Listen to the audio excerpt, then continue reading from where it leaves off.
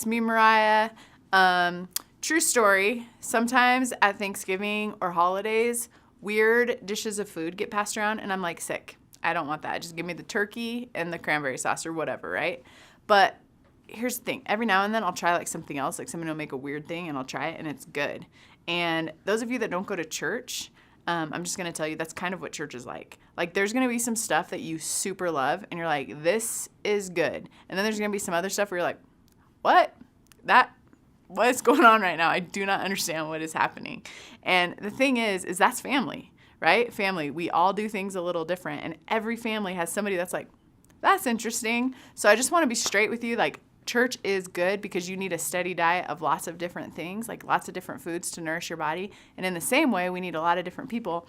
And that's not my words. That's actually in the Bible. It's Hebrews 10 and verse 24. And it says, and let us consider how we may spur one another on toward love and good deeds. Let us not give up meeting together as some are in the habit of doing, but let us encourage one another all the more as you see the day approaching.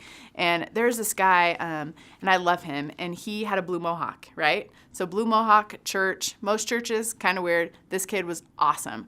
He would come over for Bible study, him and his girlfriend. He rode in her trunk to get to Bible study. That was weird, but parents didn't want him to date the guy with the blue mohawk. But they were coming to Bible study. So anyways, shows up at my house for weeks, and we're talking about Jesus over and over and over again, and this kid says nothing.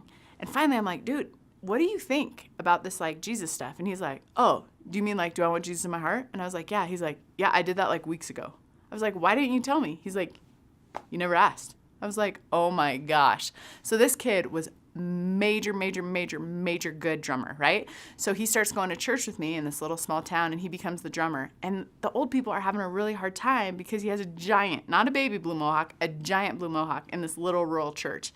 And finally this kid, he comes to me and he's like, hey, I got a feeling that people are looking at my hair and not my heart.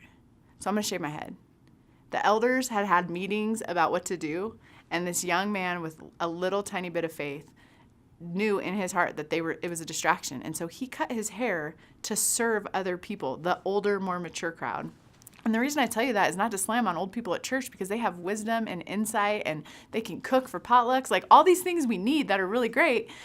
But they also need us and you, and you're even younger than me probably, and they need your wisdom and your opportunity to show them like, hey man, I don't want to distract you with my hair. And so I tell you that story because church isn't just about what you get, but it's also about what you give. And so you might feel uncomfortable if you're going to church, especially without your family, or if you're a wife who goes without your husband or vice versa. But I'm telling you, do not underestimate what you bring to the family potluck.